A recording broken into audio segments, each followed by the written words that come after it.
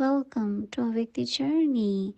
Avyakt Murlis from 1969, inspiring us to change from Brahmin to angel.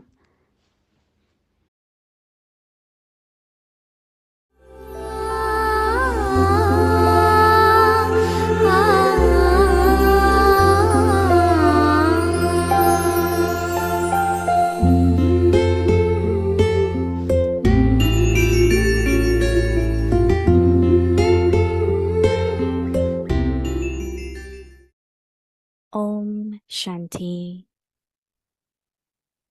October 3rd, 1969. Avyakt Murli. Signs of being completely surrendered.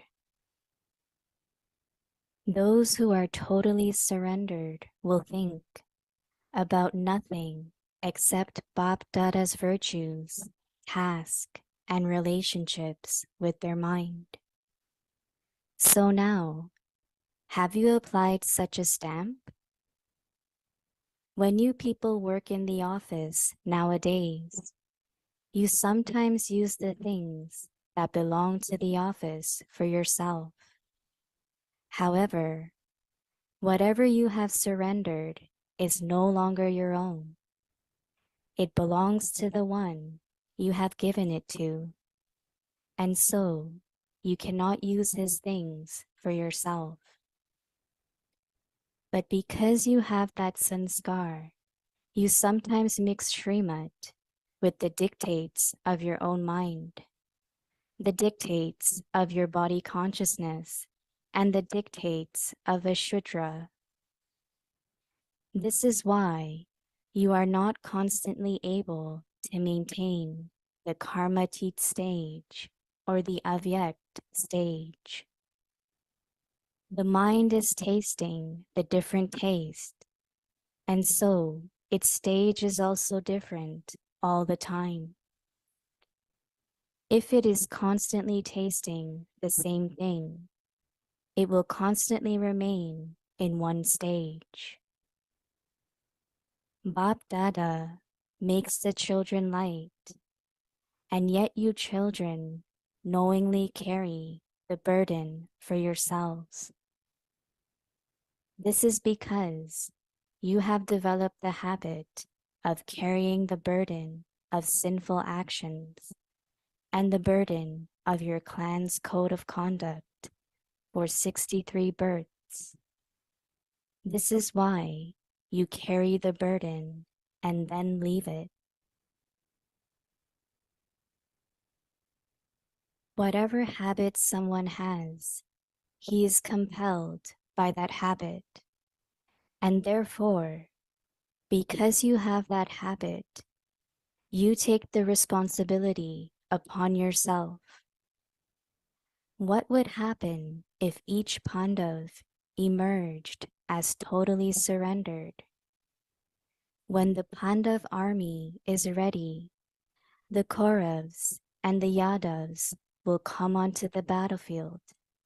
And what will happen then? You will attain your kingdom.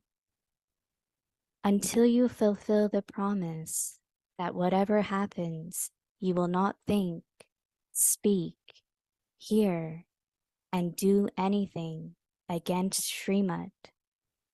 You will not be able to take benefit from this bhatti. You have come here with such zeal and enthusiasm in yourself, have you not? We will definitely become something here. We will definitely change here. You have come here with this thought, have you not? You are not afraid, are you? The more you go into the depths, the more the fear will disappear. Until you go into the depths of something, there will be fear.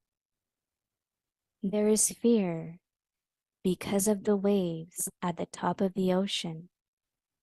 But when you go to the bottom of the ocean, what happens in the depths? Together with the total stillness and silence, there is also attainment. Therefore, whenever there is any fear, go into the depths, and that fear will disappear. What aim and characteristics of that aim do you have to adopt now? What will those who are number one in this receive? Of course, you will receive a kingdom in the future, but you will also receive a gift here. This is why everyone should try to claim number one. Those who claim number two will not receive it. Those who win will claim number one. Try to win and you will claim number one. Acha, do you have to apply the bindi? That is the dot? Or are you stable in the form of the dot? How many types of tilaks are there? Today, you are being given a double tilak to be free from disease at the confluence age and that of the fortune of the kingdom in the future. A tilak is applied in order to remind you of the dot. Whilst applying the dot, you will become a dot. When you have any waste thoughts, apply a full stop to them, and you will become a dot. Acha. Second Murli, October 16th, 1969. Make your power of discrimination powerful.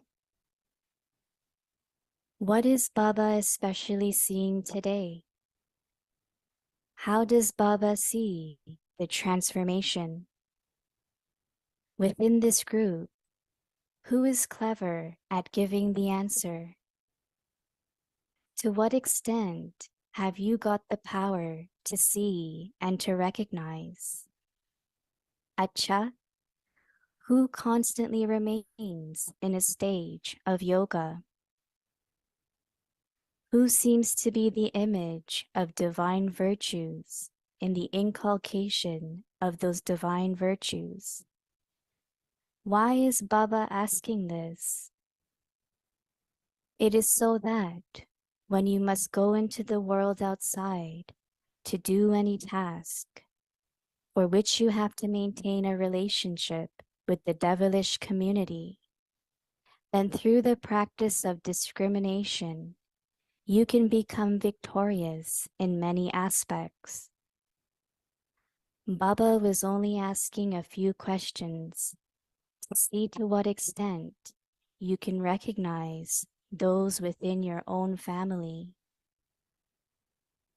If you do not have the power of discrimination, you cannot be victorious. In fact, each jewel is more elevated than the other, but even then, the practice of discrimination is definitely needed. Do not think that the practice of discrimination is a small thing. You can claim a number with this also. You need the practice of discrimination of the present and the future of any situation, or of souls with any kind of thoughts.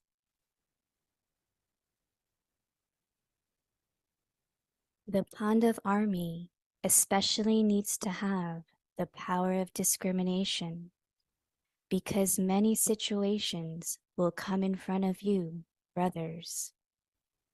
In order to face them, this type of intellect is absolutely essential. How can you develop the power of discrimination? What is the main method for that? What is the main method to make the power of discrimination powerful? What should be the method to discriminate? Are you able to discriminate anyone who comes in front of you? Each one gave his own idea. The essence of what all of you said is the same. The Avyakt stage, remembrance, or the stage of soul consciousness is the same thing. However, together with the stage of soul consciousness, only those who do not have a lot of waste thoughts are able to discriminate others accurately. Those whose intellect is engaged in the remembrance of one, in the task of one, and who are in a constant stage will be able to discriminate others very quickly. Those whose intellect creates a lot of thoughts will have a mixture of their own waste thoughts in recognizing others. Therefore, they will not be able to recognize others as they are. Those who have cleanliness of the intellect will be able to maintain a yogic stage. Waste thoughts and sinful thoughts become an obstacle in creating an Avyakt stage.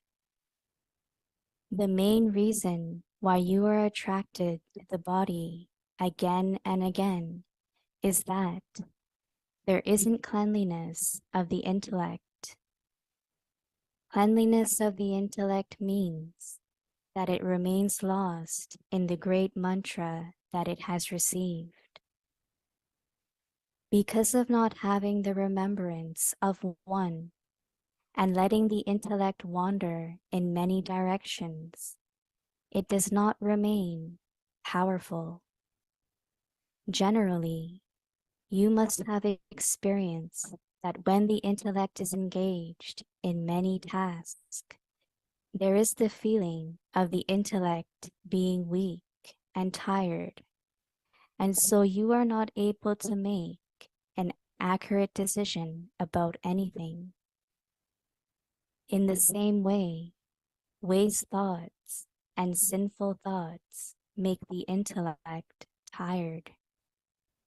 Any soul who is tired will not be able to discriminate or make a decision accurately. To be continued. Om Shanti.